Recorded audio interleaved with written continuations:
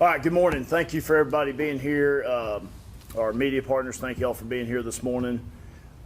We wanted to have a press conference to outline a recent operation that took place that our folks and some other partnering agencies assist us with. It was an undercover operation called Operation Hightower.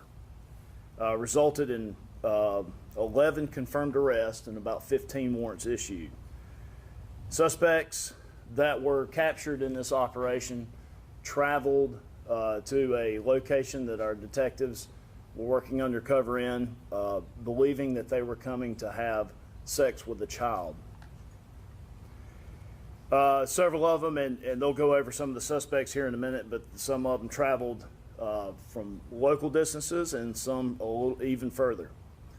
One suspect even traveled or offered to travel to have sex with a 4-year-old little girl. So these are definitely predators that hunt children, and very proud of our folks for putting on this sting operation.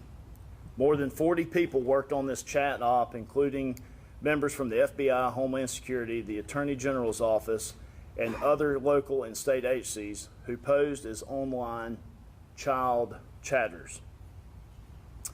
Basically, they mimicked real threats and detectives that detectives see much too often on these online chat groups. Detectives posed as children online, entering the chat room. The operation took several days. So here with me, I have Sergeant Jordan Smith to my left in his unit. I'm gonna turn it over to him and let him tell you a little bit about Operation Hightower and the ICAC unit that conducted the operation. Sergeant. Sure. Good morning. I'm Sergeant Smith with the Anderson County Sheriff's Office, and I'm the supervisor of the Internet Crimes Against Children Task Force, or ICAC. ICAC is part of a worldwide network dedicated to protecting our most vulnerable children and our citizens. In South Carolina, investigations are conducted locally and prosecutions are handled by the South Carolina Attorney General's office. Our mission is clear: to combat growing and relentless threats of our online enticement of the children that are sexually exploited and the production and distribution of child sexual abuse material. We conduct reactive and proactive investigations, including undercover operations, and work with the National Center for Missing and Exploited Children to identify unknown victims and rescue children from abuse. Our cases involve social media platforms, file sharing networks, messaging applications, and new digital landscapes where predators attempt to hide. Beyond enforcement, ICAC investigators are committed to prevention. We educate parents, students, churches, and communities about online safety, because the reality is, every single day, children are exploited by dangerous individuals hiding behind screens. Children in our homes, children in our schools, children in our communities, lives that can be changed forever in a moment. As a proactive measure to combat the increasing number of online offenders, our unit, standing next to me, we initiated an undercover chat operation designed to identify individuals who demonstrate a clear intent to exploit children. The purpose of this operation was simple: to find those who actively seek out minors online for sexual exploitation and to prevent them from reaching a real child. This operation was named Operation Hightower, inspired by Psalm 144. Blessed be the Lord my strength, who teaches my hands to war and my fingers to fight, my goodness and my fortress, my high tower and my deliverer, my shield and he in whom I trust. The name Hightower carries deep meaning to the men and women of our investigation unit. Every day we engage in a battle, not one fought with visible enemies, but against those who prey on innocence in the shadows. We stand as a shield between predators and children. We stand as a fortress for those who cannot defend themselves. In December of 2025, over the course of 4 consecutive days, local, state, and federal law enforcement partners joined us here in Anderson to conduct this coordinated law enforcement effort. Undercover officers posed as online underage children. Within moments, suspects began initiating contact. We developed cases not only locally, but across multiple states. As a result of this operation, over 11 suspects have been arrested, and more are awaiting their arrest. More than 40 criminal charges have been secured. Several suspects traveled to a predetermined meeting location believing they were going to engage in sexual acts with children between the ages of 10 and 14. Some of our suspects, like Donald Cutshaw, who's arrested for criminal solicitation of a minor, dissemination of procuring, promoting obscenity, and sexual exploitation.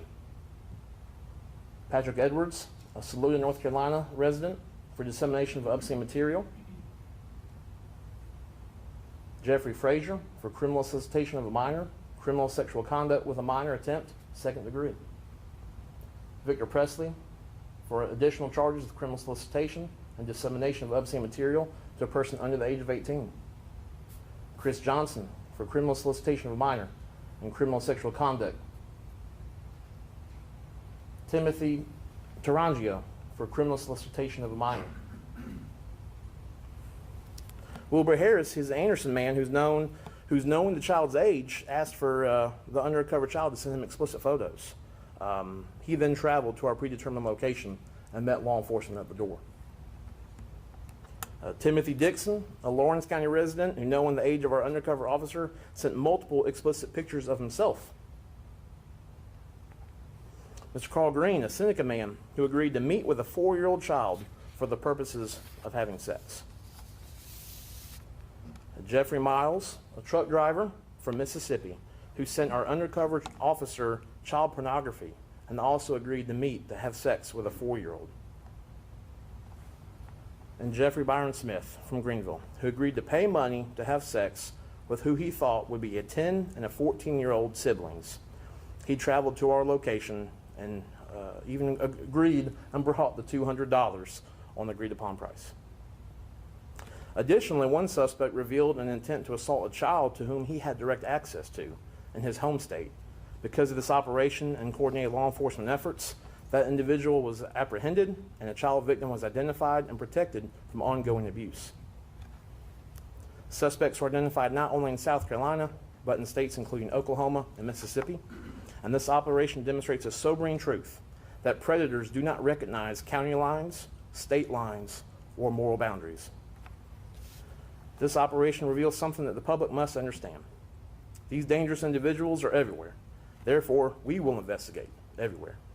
The protection of innocent children is among the most righteous responsibilities entrusted to those who wear this badge. As peacekeepers, we take seriously the calling to stand between harm and innocence. The individuals you see charged today are not faceless usernames. They are real people who made a deliberate attempt to pursue children. It could have been any one of our sons or daughters or grandchildren. While no actual child was harmed during this operation, we approach these crimes with the utmost importance and seriousness. Behind every case is the potential for a shattered life. I want to thank our local, state, and federal partners, for prosecutors, and Sheriff Chad McBride for the unwavering support in this fight. We will continue to stand watch. We will continue to pursue those who exploit children, and we will not grow weary in doing what is right. With that, I'm going to hand it back over to the Sheriff. Thank you, Sergeant. So, in closing, I want you to know that your children are aware of these chat rooms, which is scary.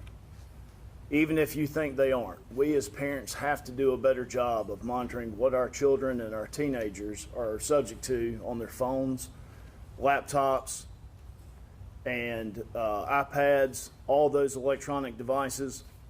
It can take seconds for a predator to engage with them. So, just to give you an example, because this blew me away, of how fast this can happen. So, Sergeant Smith and his team showed our staff conversations unfolding as they got on an online chat while we were watching. And this was a conversation that occurred, I think, within how many seconds? 15, 20 seconds. 15 or 20 seconds, just to give us an example. And this is right here the dialogue between a potential suspect, which they're going to obviously investigate. But that's how fast this stuff happens. So please, as parents, we can't be naive to think that our children can't be victimized in a matter of seconds. And some of these folks are pretty savvy how they get in. We have to take this very seriously. C.S. Lewis once said that children are not a distraction from important work. They are the most important work. Here in Anderson County, we consider our children to be the most precious gift from God.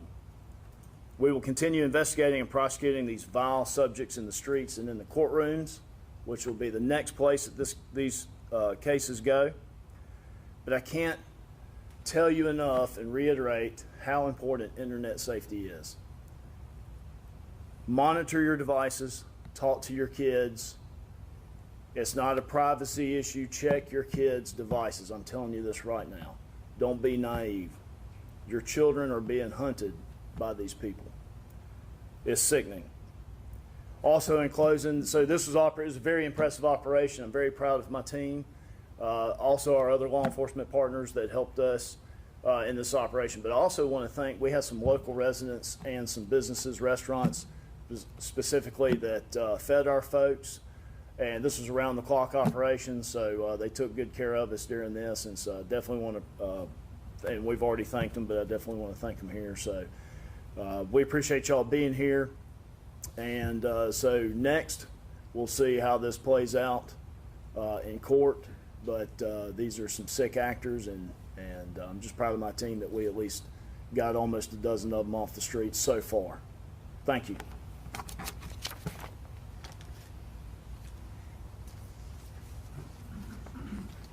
guess questions? Yeah. Do we want to take some questions? Questions? Yeah, let's take some questions. Okay. Which I'm on. Let you take the lead on. Yeah. Y'all have any questions? Any questions? I do. Sorry. Yep. So there were some suspects that were identified from Mississippi and Oklahoma. Is that correct? Did I hear that correctly? Yes, ma'am. So did they actually travel here to South Carolina? One of the suspects, claimed he was a truck driver, was told our undercover officer he was working on the route to travel here. He actually had a predetermined location to meet at a public restaurant, but he did not show up. But he still made that attempt, agreed to do it, shared the child pornography. So the other suspect was saying that they had access to a child in their direct vicinity, and we were able to contact authorities in that location, have those authorities go out and rescue that child from abuse. So Did you say how long this operation was? Like how many months? this operation was 4 short days. We got this many suspects, this many charges, this much crime and slime out here in 4 short days.